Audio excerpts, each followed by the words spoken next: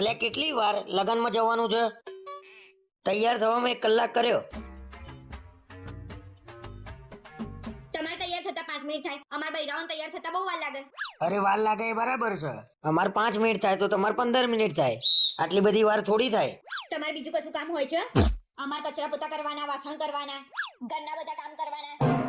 2 નહીં 3 કલાક થાય. તો પછી વહેલા ઉઠીને કામ પતાવી દઈએ. દર વખતે પ્રસંગમાં જવાનું થાય એટલે મોડું જ થાય. તમારા કપડા નતા મળતા, તમારા કપડા શોધ્યા, ઇસ્ત્રી કર્યા, તમારા કામે અમાર કરવાના, પછી એમ કહો છો કે મોડું થાય છે. એ તો તારા ને મારા કપડાનું મેચિંગ કરવું હતું એટલે તે શોધ્યા. નકર હું તો ગમે તે કપડા પહેરીને તૈયાર થઈ જતો. હવે ફટાફટ તૈયાર થવાનું કર. હા થઈ જાઉં છું ફટાફટ તૈયાર.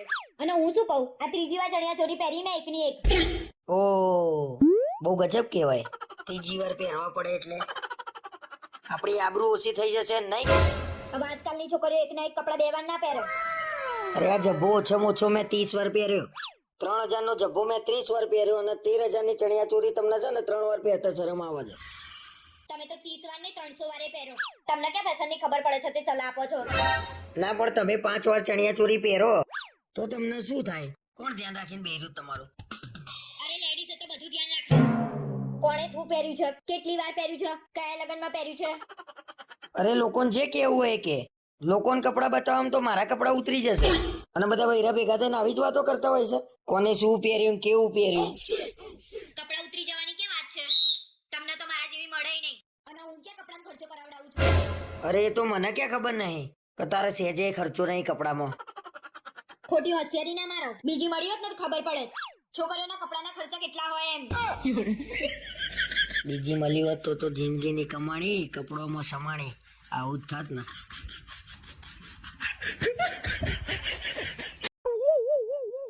અરે હું શું કહું, આપણે દિવાળીમાં ક્યાં ફરવા જઈશું? આ દિવાળીમાં નહીં મેળાવા. આ દિવાળીમાં બહુ ખર્ચો થઈ ગયો છે. આ રિયા ભાભીને લગ્નના 3-4 વર્ષ થયા ને તોય આ દિવાળીએ ઉદયપુર જવાના છે. અને મારી પહેલી દિવાળી છે ને તોય તમે મને ના પાડો છો. રિયા ભાભી ને ઉદયપુર જાય છે? એ બંને જણા એકલા જાય છે કે છ કોઈ જોડે? હા એ બંને એકલા જ જાય છે. અલ્યા ગાંડી, મને તો એમ કે આપણે બંને એકલા જવાની વાત હતી એટલે મેં તને ના પાડી. એક કામ કર, રિયા ભાભીને ફોન કરીને કહી દે અમે બંને ઉદયપુર આવીએ છીએ. એ તો હું ખાલી જ કહેતી હતી. રિયા ભાભી લોકો ઉદયપુર નહીં ગોવા જાય છે. ગોવાનું કરવું પડશે. એક વાત કહું, ખોટું ના સમજુ તો. હા મને નાનપણથી ગોવા જવાની ઈચ્છા છે.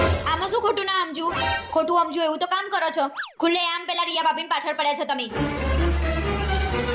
અરે એવું કઈ નહીં, તું મારા ઉપર શંકા ના કરે. આપણે બંને એકલા જઈશું ગોવા. તમે તેમ કહેતા હતા પૈસા નહીં તો ગોવા કેમ ના જઈશું? અરે પૈસાનું ટેન્શન ના લે, પૈસાનું સેટિંગ છે મારે. તમને ખોટું ના લાગે તો એક વાત કહું? હા બોલ.